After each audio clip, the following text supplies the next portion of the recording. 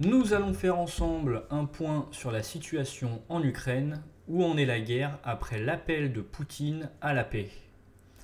1 an et demi après le début de l'invasion russe en Ukraine en février 2022, la contre-offensive ukrainienne dans le sud et l'est du pays progresse lentement, se retrouvant presque à une impasse.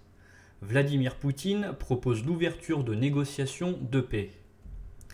Malgré les intentions de Vladimir Poutine d'aboutir rapidement à une résolution du conflit en Ukraine, la situation reste complexe.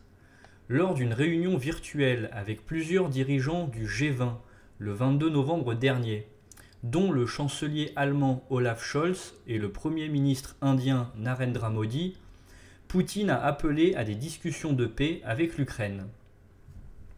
Critiqué pour la violence des actions russes en Ukraine, Poutine a déploré la tragédie des actions militaires, affirmant que la Russie n'a jamais refusé des discussions de paix pour l'Ukraine.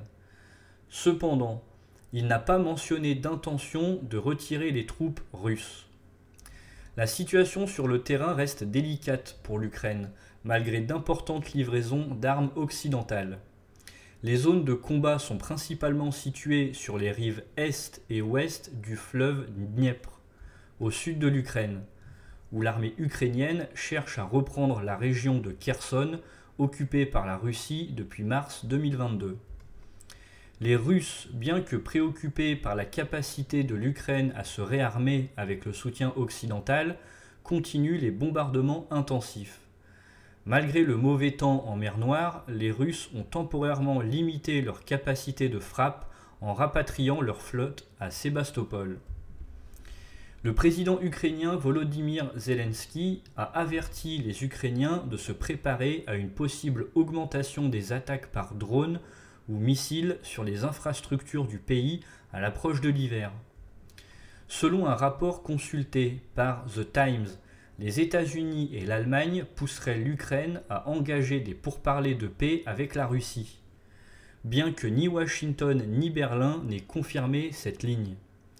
Les deux gouvernements réaffirment leur soutien à l'Ukraine, mais les Ukrainiens n'ont pas encore manifesté de volonté de négocier avec les Russes. Et vous, qu'en pensez-vous? N'hésitez pas à me le faire savoir dans la section commentaires. Vous pouvez liker, partager, vous abonner à la chaîne YouTube si vous appréciez mon contenu et que vous souhaitez me soutenir. Vous pouvez activer la cloche des notifications pour être au courant de chaque nouvelle info. Bonne journée à tous et à toutes, à la prochaine!